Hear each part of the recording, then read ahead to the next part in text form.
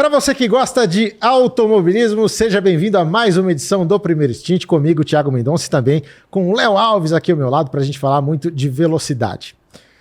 Hoje na nossa mesa temos um campeão, um representante do Brasil nas pistas do exterior, que traz um troféu aqui pra gente, é o Marcelo Tomazoni. Estávamos para marcar esse podcast há muito tempo, mas isso, correria, corrida pra cá, corrida pra lá, sempre lá no exterior, trilhando um novo caminho, e agora deu certo e você chega com essa excelente notícia aí pra gente, Marcelo. Prazer ter você no programa. É um prazer enorme, você sabe disso. Obrigado pelos convites. Deu certo de bater hoje, a gente está aqui e estou muito feliz. Conta um pouco pra gente, então, como é que foi esse ano lá fora, a decisão de correr lá fora, escolher uma equipe, enfim, trabalhar o seu caminho lá e ter esse resultado agora no final do ano, título da Porsche Cup Suíça, tô certo? Uhum. E um título internacional no seu currículo. Tiagão, foi...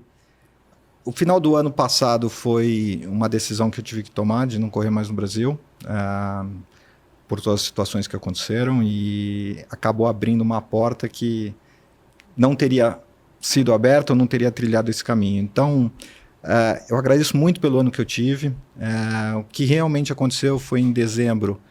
Eu estava pensando o que ia acontecer, o que a gente ia trilhar de novo, né? E acabou que foram em casa e falaram, cara, você não vai parar de correr. Ligaram para o Augusto Farfus, que pouca gente conhece o que ele representa na Europa. Ele é um cara extremamente respeitado na Europa, tem 18 anos dirigindo pela BMW. E acabou tendo a primeira conversa, um cara muito parecido comigo da forma de pensar e um cara super inteligente. E as coisas foram se desenhando. Nas primeiras conversas, ele falava muito do Endurance, do GT3, que é uma categoria muito forte na Europa. Eu estava focado na Porsche Cup, porque eu tinha saído da Porsche Cup, eu sabia dos problemas do BOP, que sempre... que o BOP nessa pista não. Eu falei, cara, eu quero andar nos carros todos iguais. Talvez, sendo muito sincero, era uma prova para mim mesmo, de ter andado aqui, ter andado lá fora, e falar, pô, com os mesmos carros, com a mesma quantidade, o que vai acontecer? Então a gente trilhou isso. A gente teve 3, 4 conversas longas para alinhar qual era o nosso objetivo. A gente decidiu pelo Porsche Cup Suíça, a mesma formato que tem aqui no Brasil da Porsche Cup Brasil. Você tem a Porsche Cup Suíça, a francesa, a alemã, a italiana. E a Suíça tem uma vantagem que você tem quinta-feiras de treino. Então as outras, a Porsche Cup, você treina muito pouco. Você treina na sexta-feira e você já vai para a corrida sábado e domingo. A gente sabia que estava chegando, sabia que era um carro novo. Uma coisa, as temperaturas no inverno, até chegar lá maio, guiar numa temperatura mais baixa é complicado. Então a gente direcionou, falou, pô, então quinta-feira a gente gasta para ter esses dias de teste. E fora que as pistas que eu andei dentro do calendário da Porsche Cup Suíça, a gente andou em Paul Ricard, andou em Imola, andou em Monza, andou em Red Bull. Então são pistas super legais também, então acabou somando tudo. A gente andou pela Proton Uber, que é uma categoria que tem na WEC, e que o Augusto tinha uma certa afinidade por causa da Proton. Cara, uma equipe sensacional. Eu ganhei o título com uma corrida de antecedência, né? A gente está indo para Misano, eu estou embarcando amanhã para Misano, porque tem a última etapa. Chegou hoje e vai amanhã. Exato.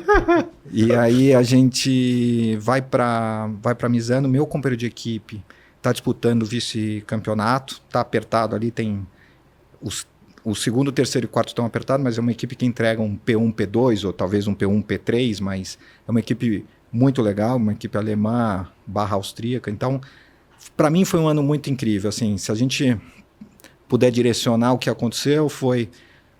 A gente tem um campeonato de inverno da Porsche Cup. Eu acho legal falar da Porsche Cup, claro, porque pouca gente conhece, mesmo a gente vivendo aqui acaba conhecendo muito. O Brasil tem a Porsche Cup, em que o Denner absorve todos os carros. Lá não, são todos por equipe. Então, cada equipe tem 2 carros, cada equipe tem um ajuste liberado, você pode mexer em tudo. Isso para mim foi muito importante também, porque você acaba mexendo em tudo. O meu engenheiro era o Michael Zelli, o Michael Zelli, que foi engenheiro do Pisonia, foi engenheiro do do que andou de Arrows, o Henrique Bernot. O cara é super experiente, então acabou encaixando muito bem. Assim, eu sempre gostei muito de telemetria, sempre gostei muito de fuçar do carro. Aqui a gente ficava muito limitado entre barra e ponto. Então isso também foi uma vantagem grande. Mas, obviamente, você andar numa equipe de ponta com toda essa estrutura, você tem que chegar e acontecer na equipe, porque senão lá a história é essa mesmo. Não tem essa de, pô, se chegou, se você não está andando bem, fica... E o que aconteceu foi que a gente tem um campeonato de inverno, então tem essas categorias do Porsche Cup, a maioria dos países, tem a Benelux também, que eu esqueci de falar, e eles fazem 4 etapas que eles chamam do campeonato de inverno, que todo mundo pode se inscrever, e é uma pré-temporada, entre aspas, valendo um campeonato, que é antes de começar as etapas. Então a nossa etapa foi comecinho de abril, a primeira etapa, e em fevereiro e março eles fazem 4 etapas, fazem no sul da Europa, na Espanha e em Portugal.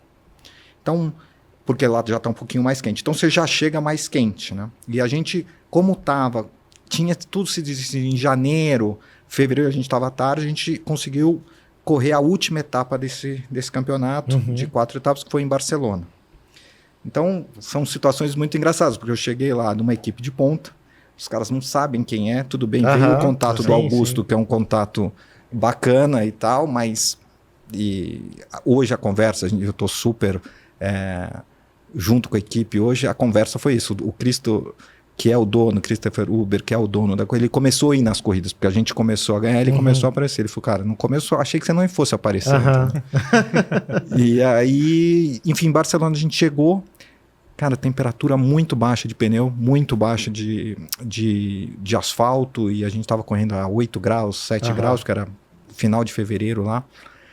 Cara, até me ajustar foi complicado. Então, TL1, eu passei um perrengue ali, estava tomando um bom tempo, não tinha gripe nenhum. O tipo de aquecimento de pneu aqui a gente tenta, por exemplo, vamos correr em Goiânia. Cara, você tem um tipo de aquecimento diferente. Lá você já sai, eles usam muito freio para esquentar de dentro para fora. Aqui a gente tenta, pelo menos, só aquecer as bordas, não trazer essa temperatura para a pressão não estourar. Então, tem alguns segredinhos, né? E o grande ponto, eu digo assim, que me pergunta, eu acho que foram 2 pontos principais que me fizeram ter esse ano que eu tive, que foi em Barcelona, a gente passou por isso, cara, chegou na tomada, eram 2 tomadas no sábado para uma corrida 1, eu cravei a pole. Quando eu cravei a pole, o cara que é o Robert Suma, que é um bronze super bem conceituado, acho que a gente pode falar sobre isso também, de bronze, ouro e prata, que é uma coisa interessante, é um bronze super conceituado, andando por eles e disputando esse título. Ele estava disputando contra o GP Elite, que é concorrente direta da Proto. E você fez a pole? Eu fiz a pole em cima dele. Né? E aí, quando eu fiz a pole em cima dele, a gente tem 10 minutos entre a primeira tomada e a segunda. E o Zé, que é um engenheiro que no começo, os 2 primeiros dias, ele nem estava olhando para minha cara. Eu pensava, posso ver a telemetria? Ele, cara, daqui a pouco a gente vê. E foi um processo, eu falei, cara, tô chegando aqui. Então, quando eu fiz essa pole, os caras saem correndo para dentro do meu carro, puxam os dados e perguntam, cara, a gente vai passar pro Suma, porque o Suma está disputando o título pela categoria, pela equipe. E aí que foi que me tornou, foi claro, tal, legal. Não sei o que tal. E aí, durante a corrida eu larguei, já começou aquele, o cara precisa chegar na frente dessa, e obviamente eu não estava disputando nada do título, eu precisava ganhar o apoio, porque a gente já tinha o contrato assinado com eles para correr a temporada inteira.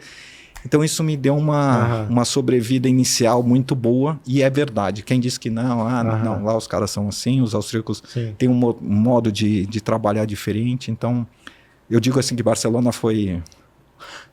Cartão de visitas. Exato, foi muito bom, assim. É natural, até porque os caras não acompanham, né, o automobilismo fora de lá, fora da Europa. Talvez um pouco os Estados Unidos, mas muito pouco. Eu me lembro que o Ingo Hoffmann me contou uma vez que ele foi testar pela BMW lá fora e chegou, sentou, andou no mesmo ritmo dos pilotos da marca, né, os pilotos que já eram contratados, e que ele chegou nos boxes e os caras perguntaram assim, escuta, você faz o que lá no Brasil? Tipo, caramba, é o Ingo Hoffmann, o maior campeão do automobilismo brasileiro. Mas é isso, os caras não acompanham mesmo, faz parte. Então é todo um trabalho do zero, e eu acho que isso foi muito legal na tua história, né? E, bom, Barcelona deu início a tudo, mas para o encerramento do campeonato de inverno. Isso aí. Aí vem a temporada regular. Quais foram os principais desafios? Eu queria que você falasse, até você mencionou carro diferente. Por que carro diferente? Porque eu estava andando de 991 aqui, né? E lá eu fui pro 992, eu tinha andado 3 voltas aqui para testar o carro. Uma geração já diferente, né? A gente mudou o mais carro, potente. né? A gente saiu de 485 cavalos para lá 510, né? Lá a gente não tem aqui a gente anda com restritor, lá é tudo liberado. Então foi por exemplo, o sistema eletrônico do 992 contra o 991 que eu andava, cara, é um absurdo de freada, sabe? Você consegue frear 15 metros para dentro, o carro não mexe. Então, esse foi um processo diferente. E Barcelona aqui... Mas também depois da pole você ganha muito confiança e tal. E aí começou a temporada. A gente conseguiu fazer 4 dias de teste, porque lá eles focam muito nisso. Então, e que para mim somou muita experiência. No Brasil a gente não tem isso. Você vai para a pista só para testar. Então não é que é semana de prova. Não é que, tá indo aqui... Chega na terça, quinta vai andar. Então, a tua cabeça tá limpa para treino. Então, e os caras ali 3, 4 jogos de pneu, assim, põe para andar. E aí eu fui para Imola primeiro, e isso foi uma coisa muito bacana que aconteceu. Para mim, eu tava andando em Imola, então quando saí pro track walk, eu falei, cara, onde eu tô, sabe? Aqua Minerade, porra, isso aqui. E... acabou encaixando muito bem também essa pré-temporada ali, a gente andou super forte, porque eles, lá na Europa, por exemplo, tem a Pirelli, ela fecha 2 dias da pista X, e aí ela abre para os caras, a gente vai ter teste lá, então quem quiser se inscrever. Isso rola direto, então o clube francês, por exemplo, ele fecha a pista, agora eu estava testando em Barcelona, fecha a pista de Barcelona e abre para inscrição. Então vira um evento e que eles locam. O GT3 vai andar aqui. Lá em Barcelona, por exemplo, estava 10 carros da Fórmula 1 antiga. Sim, pô, que andando, legal. Entendeu? Então eles fecham e falam, você vai andar 1 hora são os Fórmulas antigos, 1 hora a Prema, por exemplo, e aí eles dividem isso, entendeu? Então tem muito isso. Então a equipe senta e fala, o calendário é assim, pra gente encaixa isso. E eu fui andar lá em Imola, que aí para mim foi muito positivo, porque eu tive calma de trabalhar o dia inteiro. A gente era um dia inteiro aberto, porque era só para GT3, então foi um dia muito bacana, e isso foi me dando confiança. Aí depois a gente seguiu para Paul Ricard, onde era a verdadeira pré-temporada. Imola tinha muita gente do grid, mas Paul Ricard era pré-temporada, eles tiveram 2 dias, a gente teve 2 dias de teste. E a gente... No primeiro dia, acho que eu fiquei andei em terceiro do grid, e no segundo dia a gente andou bem, a gente liderou os treinos. E aí a gente chegou, o que vai ser bom. E aí eu já vi a equipe meio diferente, a gente foi para a Red Bull, o cara me ligou, você conhece a Red Bull? Eu falei, não. Falou, então eu vou te dar um teste aqui, porque eles entenderam o que ia acontecer. E eles confiavam muito o Marabbi foi meu companheiro de equipe. O Suma decidiu fazer corridas longas, então o Robert Suma, que é o piloto bronze número 1 da Proton nos Porsches, né? Ele decidiu fazer outras corridas, e o Marabbi era o segundo piloto deles, que ficou em 4º nesse campeonato do Winter Series. E aí quando eu liderei lá o campeonato em Paul Ricard, vamos treinar em Red Bull. Falei, beleza. A gente não está acostumado com isso, principalmente a gente que já está mais velho aqui no Brasil e o pessoal não está... Falei, interessante e tal, e a gente foi lá. E eu cravei de novo o meu companheiro de equipe, que é um búlgaro, um cara super nota 1000, assim, 1.000, mas é um cara que está 3 anos na equipe, então eu via que o foco era um pouco mais para ele do que para mim na época, mas enfim. E aí começou a temporada, aí eu fiz uma temporada muito parecida com a temporada que eu fiz no Brasil ano passado, que é essa constância, sabe? Em 2022, eu perdi o título contra o Rajan e contra o Nelsinho por 5 pontos, e eu tive 2 vezes que eu estava liderando, que teve 2 batidas, e aquilo me mudou um pouco. Então ano passado foi muito, o ano de 23 foi um ano de muita... Cara, você pode, mas eu vou perder 20 pontos para ganhar 5, sabe? E isso acaba fazendo a diferença. Sim. Então, Red Bull, a gente foi bem constante, fez um segundo e um terceiro. Lá eles dão pontos para a pole. Então você ganha 3 pontos fazendo a pole e você ganha 3 pontos fazendo a volta mais rápida. Então o campeonato gera 3 pontos para o pole, 25 é igual a pontuação e depois mais 3 pontos para a volta mais rápida. Fizemos segundo e terceiro. Paul Ricard, eu tive a minha primeira vitória na Europa, que para mim foi super bacana. A gente fez um segundo e um primeiro, Paul Ricard, e aí a gente começou a aparecer no campeonato. E aí Imola para mim foi ali eu acho que a gente ganhou o campeonato ali e o ano virou de vez porque choveu e aí a gente fez a pole super bem assim, e meu companheiro de equipe que vinha em vice-líder do campeonato bateu e tal, então ele ficou muito para trás e aí me deu um sossego, que aí a equipe já virou, e você nota, o engenheiro gasta um monte de tempo contigo, manda sempre a telemetria referência para você, enfim, então... Esse piloto que estava há 3 anos na equipe. Exato, que é um arábio, é um búlgaro. E é um cara super legal, um cara anda direitinho e tal. E aí foi que virou. E aí quando eu ganhei em Imola, eu fiz Imola primeiro e segundo também. Então na metade da temporada, 6 corridas, eu tinha 2 vitórias, 3 segundos e um terceiro. Então tinha feito bonito ali essa primeira temporada. E aí o final do campeonato foi assim, a segunda metade eu falei, Marcelo, agora não vamos dar chance pro azar não. E aí foi bom. E aí eu vim monitorando. Então a gente foi bem em Portugal, que teve a corrida de Portimão seguinte. Aí a gente seguiu para... Depois de Portimão foi Mugello, que é uma pista complicadíssima, assim, cara, é uma pista sensacional, mas ela é muito complicada.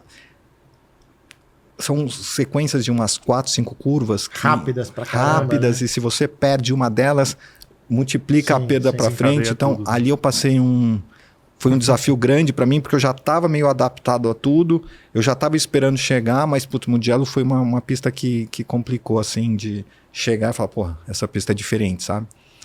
Mas foi um ano positivo demais, né? Assim, tipo, você chegar brasileiro, tem essas coisas, eu sempre, assim, eu digo que os brasileiros que vieram para frente deixaram um trabalho bem fácil pra gente, porque a gente realmente é respeitado, isso não tem dúvida. Mas você precisa chegar lá e dar uma carimbada, porque a linha do brasileiro que não anda e o brasileiro que anda é grande.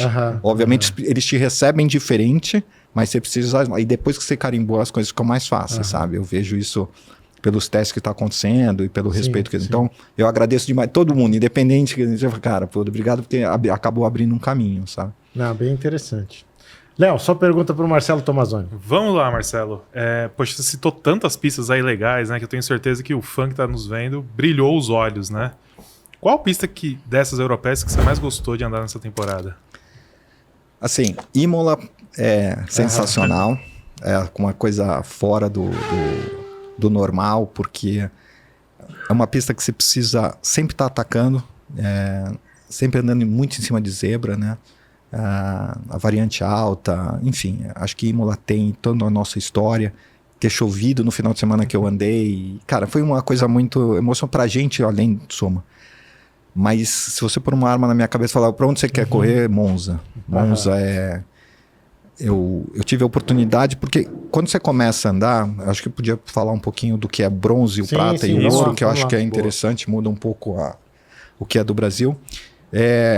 Hoje, os regulamentos do Endurance, o WEC e o GT World, o Fanatec, são obrigados a terem um bronze. Então, o WEC, por exemplo, hoje ele tem que ter um bronze junto do time. O que é o bronze? Então, o ouro, por exemplo, é um Farfus da vida. O Farfus é Platinum, mas Platinum e Gold acaba podendo colocar no mesmo cesto.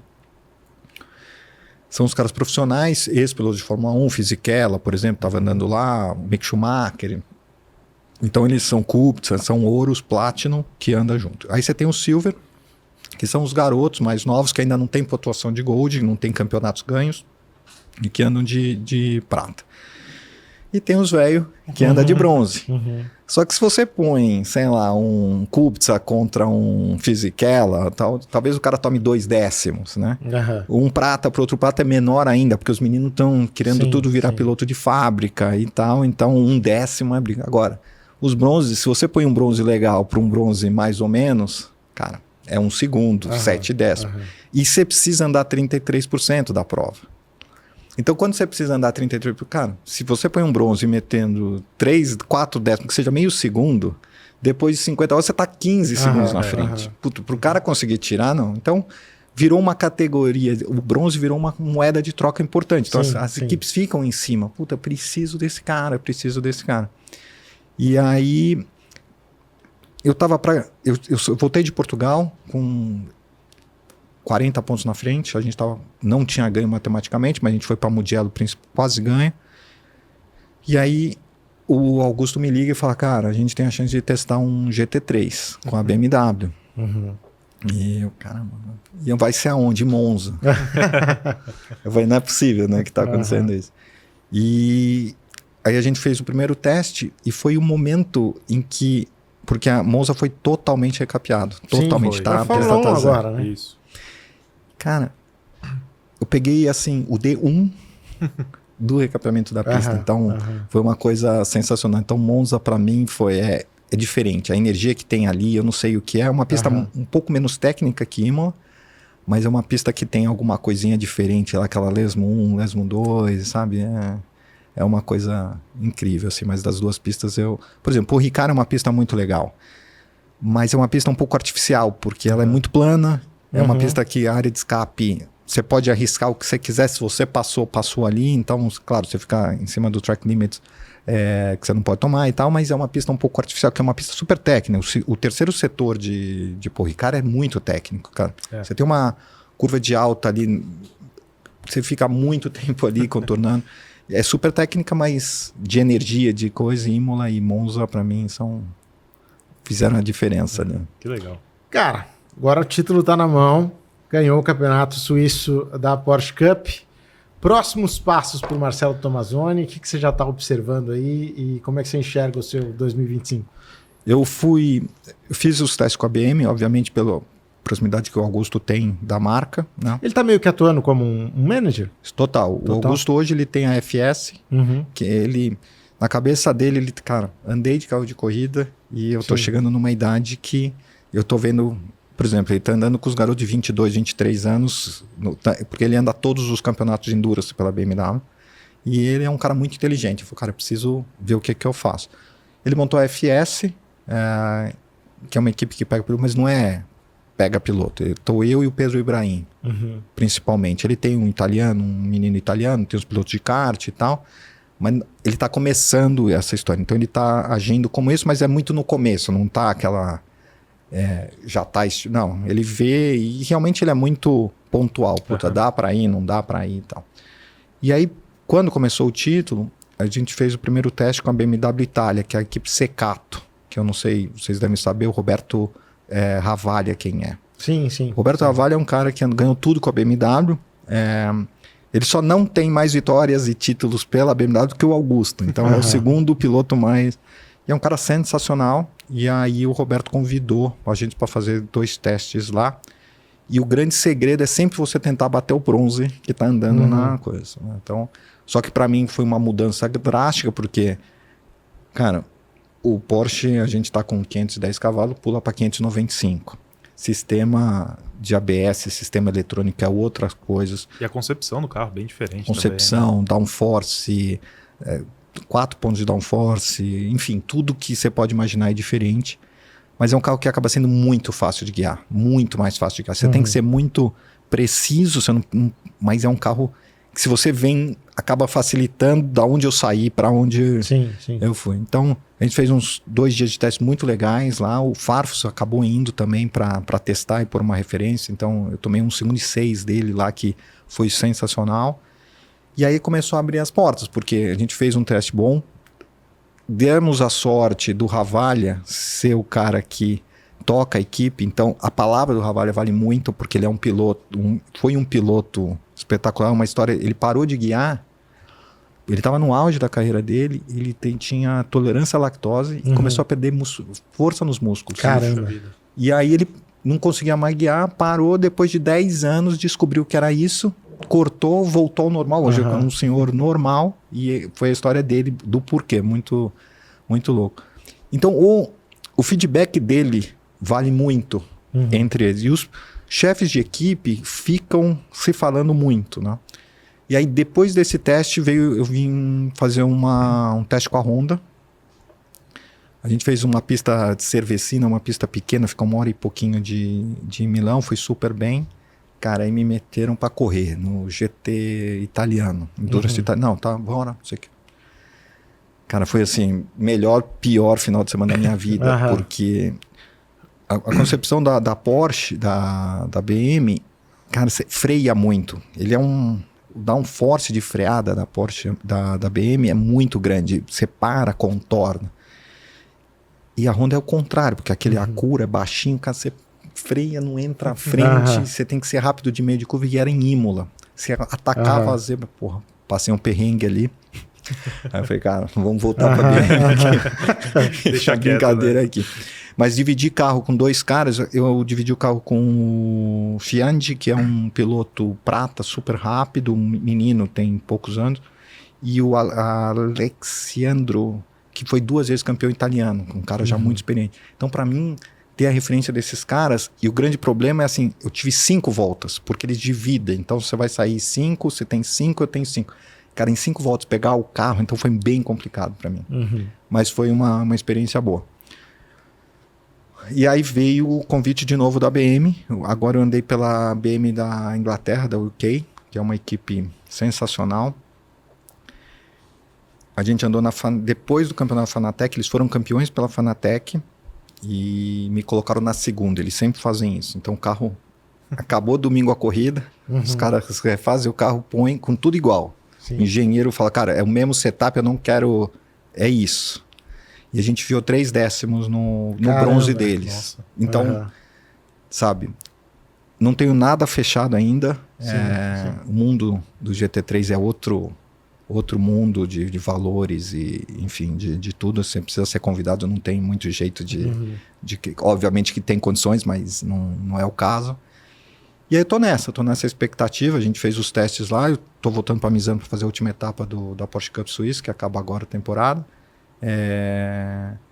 E a gente tá rabiscando esse mundo, assim. Meu sonho de vida é fazer um WEC.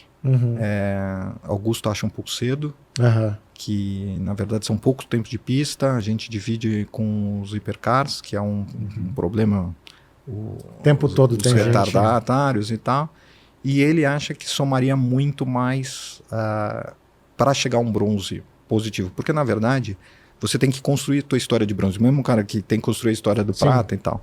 Eu falo, chegar no WEC sendo contratado com 1 ano de Fanatec é muito mais real do que a gente já pular para lá e você fazer 1 ano um pouco... Então, a gente está entre o WEC e o GT World, a Fanatec. Acho que vai rolar GT World, Fanatec, a Endurance e a Sprint. Não sei ainda, pode ser pela GT Itália, pode ser pela GT UK. Não vou falar qual eu prefiro.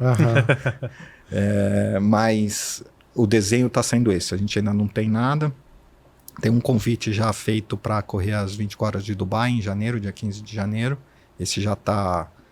O convite está oficializado, a gente só está vendo como é que vai funcionar, porque a gente está querendo casar as histórias do próximo ano com a equipe e tal. Então, mas tá muito na beira aí de a gente dar esse pulo pro GT3 e começar uma carreira do bronze aí para ver se a gente se firma lá e... Enfim, tá um ano, assim, super... Eu tô super motivado, parece que eu tenho 17 anos, sabe? E aquele sonho que a gente tinha de ir pra Europa tentar andar de Fórmula 1 quando você tinha 17 anos.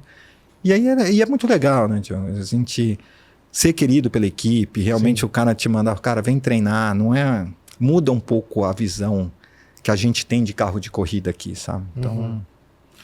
E é muito legal isso que você conta, porque basicamente é uma virada grande até no teu propósito de carreira, porque o piloto bronze geralmente é aquele piloto gentleman driver ou que voltou a correr depois de muito tempo, enfim, que não teve uma carreira linear, né? E esse cara, quando volta a correr, meio que volta a correr por prazer e tem ambições menores, né? Claro que ele quer brigar por campeonato, claro que ele quer ser campeão, mas em termos de crescer na carreira, é muito difícil você ver um gentleman driver querendo crescer na carreira. E a partir do momento que você vai para a Europa, me dá a sensação de que você entrou num círculo de profissionalização, que mesmo um piloto categorizado como bronze está ali apresentado como um piloto profissional que pode contribuir muito para as equipes.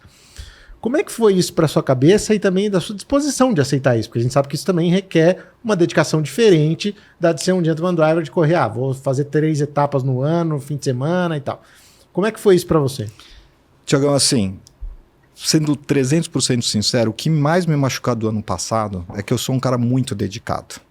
Você acompanhou um pouco. Sim, sim. Eu sou um cara que fico até 7 horas da noite se a gente não tem um ajuste do carro. Eu me cobro muito no sentido de, se um coach virou esse tempo, tudo bem, não vou virar igual, mas por que eu tô tomando aqui e tal? Então, a minha cabeça, mesmo correndo no Brasil, sabendo que a gente era aquilo, ia tentar ser um campeão da Porsche Cup no Brasil, mas eu sempre fui um cara muito dedicado, muito... Isso que eu acho que me machucou muito, porque você se dedica ao negócio e do jeito que aconteceu, eu falei, não tá legal. Só para contextualizar também, para quem eventualmente não saiba, e tenho certeza também que mexer nesse tema é algo que te traz lembranças não tão boas, mas o Marcelo Tomazoni, o ano passado, disputou o título da Porsche Cup aqui no Brasil com a Antonella Bassani. Ele conquistou o título, mas houve uma desclassificação em função de um toque dele com a Antonella Bassani, um lance polêmico, com muita discussão, e te parabenizo pela sua elegância e respeito ao seu adversário, porque a conquista da Antonella é uma dessa forma. Dependendo de como você reagisse publicamente, poderia ser outra visão. Então, parabéns por respeitá-la e por ter tido essa postura que eu achei muito bacana publicamente, né? Claro que, enfim, no particular você pode cobrar e pode exigir, enfim, mas foi muito legal. Isso foi um campeonato que não ficou manchado. Poderia ficar, não ficou. Então, só dando essa contextualização, por que ele se frustrou tanto o ano passado em relação a essa perda de campeonato. Na verdade, assim, tenho 2 lados. Eu encontrei a Antonella no WEC e eu falei para ela, cara, você não tem nada com isso. Eu sei, é um processo diferente. Com ela não tenho absolutamente nada. E vou dizer 300, eu agradeço muito por ter acontecido isso. Muito, porque realmente virou a chave. Então, essa história da Europa chegar, por exemplo, eu estou sem beber desde março. Eu era dedicado no Brasil, mas, vamos tomar um vinho, não sei o que e tal, sem beber desde março. Eu perdi 8 quilos. 8 quilos. Então, para mim, encaixou minha forma de pensar. Graças a Deus, eu tenho a possibilidade do meu trabalho ser remoto. Então, por exemplo, a vida na Europa, eu tenho ficado bastante tempo lá, agora mais. Porque assim, o que está acontecendo? Você pode vir treinar tal dia nessa pista. Eu não estou numa situação de falar, não posso. Sim. Então eu fico ali, várias vezes me ligaram, eu pegava o voo 3 dias depois, não, claro, eu tô aí e tal, eu chegava lá Então, para mim tá sendo, esse profissionalismo tá me agregando tanto na minha vida, tanto dos carros de corrida como na vida pessoal, porque, cara, foi sempre o que quis fazer. Na época, quando eu tinha 17 anos, não tinha condição de andar, então ficou aquele sonho para trás e tal. E agora você vê essa possibilidade, essa parte profissionalismo, os bronzes, tem bronze lá que vive isso, sabe? Vive. Então, assim, Thiago, para mim tá sendo sensacional essa virada de chave de saber que se eu treinar direitinho, se eu tiver em cima, realmente eu vou ser reconhecido por isso. Então, você chegar na pista e não é só o dinheiro que conta o que for que você... Cara, tô bem. Então, e você acaba sentindo isso. Por exemplo, eu fiz um dia inteiro de teste em Barcelona com o GT3. Cara, é outro esforço físico, porque, cara, só de mínima de curva de alta, você tá 10 km mais alto que o Porsche. Então, fisicamente, cara, eu tô com 50 anos, então eu preciso estar bem treinado para render bem, né? Então, tá sendo espetacular e eu tô me dedicando muito, cara. Eu perdi 8 quilos, tô sem beber, assim, dieta, tudo direitinho. Isso acaba somando, porque na verdade deixa de ser um sacrifício e vira um prazer. Porque você tá afim mesmo de viver isso. Exatamente. Eu tô vivendo isso com alma, sabe? Não é um negócio, agora, não. Então eu vou dormir cedo, a gente se preocupa com um monte de coisa. Então, marca podcast. Mas, enfim, cara, tá sendo um momento muito e eu tô curtindo muito, sabe? E o que eu falo é curtindo com uma cabeça mais madura. Talvez se eu tivesse meus 20 anos, eu tivesse vivendo o outro clima. Eu tô curtindo muito esse momento. Então tá sendo... coisas pequenas, assim, Sim. você chega, a estrutura da equipe, um puta motorhome, com tuas coisinhas separadas, não sei o que. Cara, tudo isso parece que é bobagem, mas eu lutei muito pra Sim, isso, sim, sabe? sim. Mesmo quando não parecia, mesmo quando a gente só ia lá pra tentar um campeonato, mas eu era dedicado, eu era um cara que... Sim. Então, soma, assim, e eu agradeço muito, eu falo isso, eu falo, cara, o amigão lá de cima sabe exatamente o que faz, porque se não tivesse, não teria, então, hoje eu falo isso, cara, se tá acontecendo uma coisa que eu tô de coração aberto, tô me dedicando e não acontece, cara, fica tranquilo, ou era pra acontecer ou não era e pronto, então, a minha cabeça mudou muito, sabe, tô vivendo isso com alma, assim. Não, bem legal, cara. Léo Alves, Marcelo Tomazoni. E é legal realmente você comentar isso, Marcelo, porque dá pra ver você contando aqui do campeonato, contando as experiências que você teve, esse brilho no seu olhar, né? E é curioso, porque você já é um piloto experiente, né? Você falou que tá com 50 anos e tudo mais, mas ter essas oportunidades lá na Europa realmente te abriram uma janela de novos patamares e novos horizontes, né? Na sua carreira. E você comentou, né, de talvez tentar Fanatec, tentar WEC, talvez uma próxima etapa, mas existe alguma chance de você continuar na Porsche mais um ano ou você não pretende mais? De repente Super Cup? Não sei, joguei verdade. aqui. Não, a ideia inicial, quando eu comecei a abrir o campeonato e quando a gente saiu de Imola, que ficou um negócio que era na metade da temporada, a gente teve uma reunião sobre a Super Cup, inclusive a equipe, a Proton, na própria Super Cup você tem os caras e existe uma categoria Pro-Am. Você anda com overall, mas você tem uma Pro-Am. E o Christopher Uber, que é o dono da Uber, porque na verdade a história da Proton e da Uber é Proton Uber porque a Proton comprou a Uber. Mas a Uber continuou o braço Porsche Cup, que foi da onde a Proton nasceu. A Proton nasceu fazendo os Porsche Cups, pulou para os Endurance, e aí ela manteve, e um momento ela comprou a Uber. Você toca os Porsches e eu toco os Hypercars. E hoje eles andam de Mustang nos Endurance, né?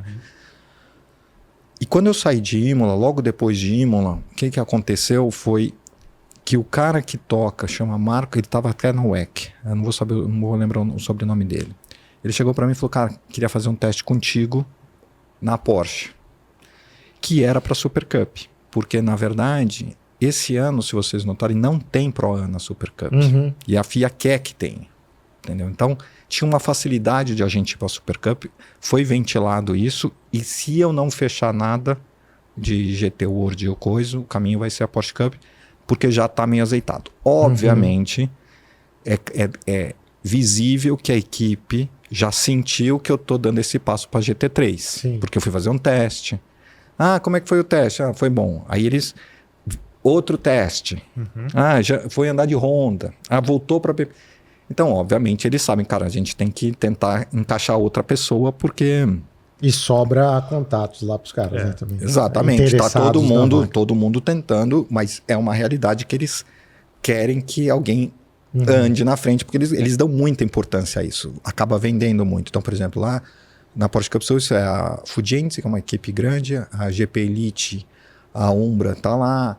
São equipes fortes. Então, puta, o cara vai e crava os caras, para eles é importante. Você vê que tem um carinho gigantesco pro cara que foi lá e cravou. A ideia inicial era a Super Cup, era o que eu queria fazer. Sempre, pô, mano, vamos andar em Mônaco, entendeu?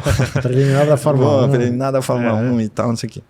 Mas esse mundo do bronze do GT3 tá tão bacana para mim, porque lá eu vou dar um passo, mas é isso, cara. Paga a conta aqui, traz aqui, e você vai andar. Obviamente eu ia ter uma redução de budget, porque na verdade as equipes começam assim, o teu budget é tanto, e paga para mim 50% e vem andar comigo, é assim que funciona. Mas o mundo do GT3 está tão aquecido e tão bacana, e cara, eu vou andar em Le Mans também, eu vou andar Então é isso, eu até dei uma brincadeira, falei, cara, eu queria correr Mônaco só, mas não pode, no regulamento você não pode correr a Super Cup só em Mônaco. Caramba, antigamente podia, né? Eu lembro que o Valdeno Brito fez uma prova. Não podia, não pode mais, porque a pessoa se inscrevia lá, andava lá e depois deixava o campeonato. Lá, né? Então tem uma história de um argentino, pela própria equipe, o cara pagou o ano inteiro. Vambora. correu a primeira etapa, a segunda, falou, cara, não posso mais. E até ficou um clima ruim entre a equipe e tal, não sei o quê. Então, quando eu perguntei, eu falei, mas é só uma mão, cara, nunca mais na vida, entendeu? Vai pagar uma multa cara, assim. Mas esses são os 3 caminhos. Se não rolar o GT Fanatec, o EC, o caminho é andar na Super Cup, que isso aí a gente já tem de pé com o próprio time ali e tal. Eu sei que eles estão esperando, agora em Misano a gente vai ter uma conversa. E aí estamos essa história é muito engraçada, né? Ver um Bortoleto, por exemplo, que está nessa ansiedade, o Drogovic, né? Obviamente em escalas 1 milhão de vezes inferiores, mas essa espera de tipo, puta, se eu não fechar e não fechar nada lá, eu vou ter que sair correndo atrás, vou perder. Imagina no nível deles o que acontece, né? Mas eu tô exatamente nessa, assim, de trilhando esse finalzinho aí pra ver o que vai rolar. Mas é isso, é um bom sinal, é o que eu falei, você entrou num circuito aí fechadíssimo, um circuito de profissionalismo mesmo, que não é comum a gente ver essa transição acontecer, e como você falou, 50 anos de idade, né? Praticamente reiniciando uma carreira que você queria ter trilhado lá atrás e que agora está tendo a oportunidade. Marcelo, queria te agradecer pela presença aqui, cara, foi muito bom conversar contigo e espero que tenhamos boas novidades aí nas próximas semanas a respeito do teu futuro. Obrigado mesmo. Obrigado, Thiago. Eu ficava triste cada vez que não encaixava de você falar, porque ficava mesmo, sabe? Você sabe que eu tenho um carinho grande por você. Pô, a gente apostou muitas vezes uma pizza ali. Eu vou contar essa história agora. Termina. E o carinho que eu tenho, de verdade mesmo, o trabalho que você está fazendo, eu queria ter... A gente está conversando, mas acho que foi na hora certa, já está tudo encaixado, acho que tem bastante história para contar. E assim, cara, o mundo da Europa a gente conhece muito pouco aqui. A gente conhece... muito a linha fora, tem muita gente me ligando, pô, como é que funciona? A gente não entende muito e conseguir trilhar esse caminho, principalmente na Porsche Cup, é interessante porque acaba abrindo. Hoje eu sei que equipe que é bacana, que equipe que não é, o que acontece e tal, então eu tô muito feliz de ter vindo aqui, conseguido encontrar contigo e enfim... Tamo junto. Tamo junto. Que você quiser e vambora. Teremos outras oportunidades, sem dúvida. E para contar essa história, eu acabei me aproximando um pouco mais do Tomazoni no ano passado, durante a disputa do campeonato. O Luque Monteiro, que é o nosso narrador, ele faz uma coisa que eu odeio em categorias monomarca, em categorias que todo mundo tem o mesmo carro. Logo na abertura ele me pergunta se tem favorito, quem é o favorito, quem eu aposto. E não tem nada mais chato do que um comentarista que fica em cima do muro, né? Então eu tenho que escolher um nome lá, enfim, randômico praticamente. Teve uma corrida em Interlagos, que eu acho que o Urubatã estava largando em 4º lugar, o Urubatã Júnior, não me lembro que posição você estava largando, mas à frente dele, eu acho. Na pole. Na pole, exato. E eu falei, eu acho que nessa prova eu vou apostar no Urubatã. Acho que ele tinha vencido, acho que o ano anterior, enfim, não sei. Passou. E essa era uma aposta, quem ganhar paga pizza, etc.